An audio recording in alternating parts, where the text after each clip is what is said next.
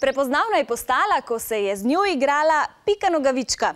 Za rojstni dan jo je dobil tudi Justin Bieber. Opica vrste Samiri ni le hišni ljubljenček, saj v resnici živi v deževnem gozdu Srednje in Južne Amerike. Je na seznamu ogroženih vrst in na pomoč so ji priskočili člani organizacije Otroci rešujejo deževni gozd. Opice Saimiri živijo v deževnem gozdu v Kostariki v turističnem kraju Manuel Antonio.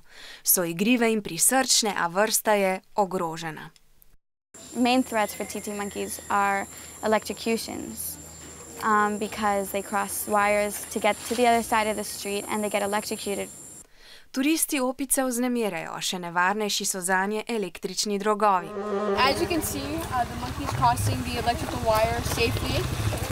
However, sometimes it goes wrong and the monkey touches two of the electrical wires and gets electrocuted. Po zaslugi Davien in drugih članov organizacije Otroci rešujejo deževni gozd gre vrsti zdaj precej bolje. There were only like 1,000 left, but now they're endangered, not critically, and there's more than 3,000 TT monkeys. Vse to zaradi preproste, a učinkovite rešitve.